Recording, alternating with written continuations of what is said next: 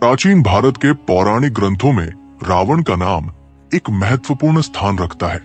रावण, लंका का राजा, अपनी असाधारण शक्ति, विद्वता और अहंकार के लिए जाना जाता था। ये कहानी आपको रावण के जन्म, उसकी शक्तियों, उपलब्धियों और उसके पतन की गाथा से अवगत कराएगी।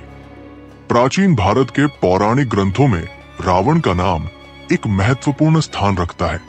रावण, लंका का राजा, अपनी असाधारण शक्ति, विद्वता और अहंकार के लिए जाना जाता था।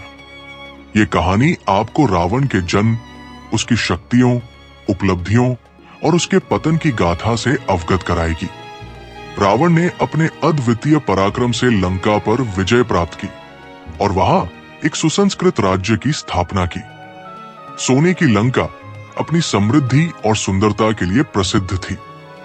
रावण ने लंका को एक आदर्श राज्य बनाया, जहां सभी प्रकार की सुख सुविधाएं थी।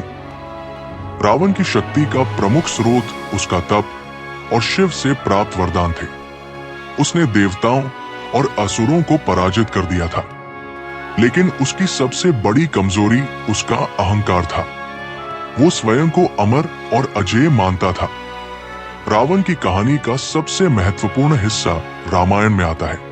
जब रावण ने सीता का अपहरण किया, तब उसने राम के साथ शत्रुता मोल ली।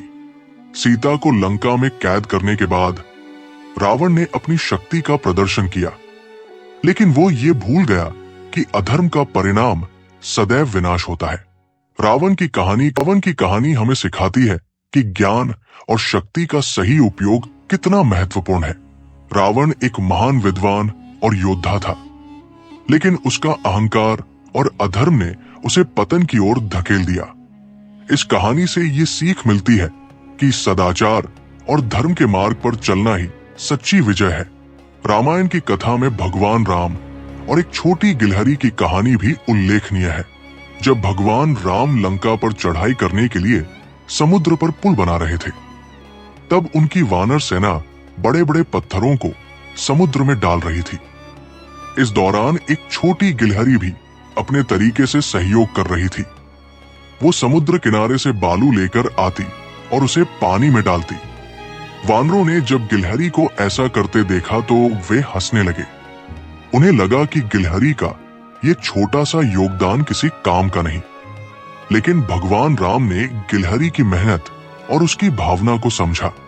उन्होंने गिलहरी को प्यार से सहलाया और उसकी पीठ पर अपने अंगूठे के निशान छोड़े। भगवान राम ने अपनी सेना को ये शिक्षा दी कि किसी भी कार्य में मन, भावना और प्रयास की अहमियत होती है। गिलहरी का छोटा सा प्रयास भी पुल बनाने में उतना ही महत्वपूर्ण था जितना वानरों का बड़ा योगदान। राम और गिलहरी की ये कथा हमें ये सिखाती है कि कोई भी कार्य छोटा या बड़ा नहीं होता। हर योगदान महत्वपूर्ण होता है और सच्चे मन से किया गया प्रयास हमेशा सराहनीय होता है। रामायण में नल और नील की कहानी भी बहुत महत्वपूर्ण है। नल और नील वानर सेना के दो प्रमुख योद्धा थे। उन्हें एक वरदान प्राप्त था कि वे पानी में किसी भी वस्तु को तैरा सकते थे। ये वरदान उन्हें बचपन में मिला था, जब उन्होंने ऋषियों के आश्रम की वस्तुओं को पानी में फेंक दिया था। ऋषियों ने क्रोधित होकर उन्हें श्राप दिया था कि वे जो भी वस्तु पानी में फेंकेंगे वो पानी में तैरेगी। बाद में ये श्राप वरदान में बदल गया। जब राम सेतु का निर्माण हो रहा था, तब नल और नील ने अपनी इस शक्ति का उपयोग करते हुए बड़े बड़े पत्थरों को पानी में तैराया और पुल बनाने में महत्वपूर्ण योगदान दिया। उनकी इस अद्भुत शक्ति के कारण ही वानर सेना समुद्र पर पुल बनाने में सफल हुई और राम सेना लंका पहुंच सकी।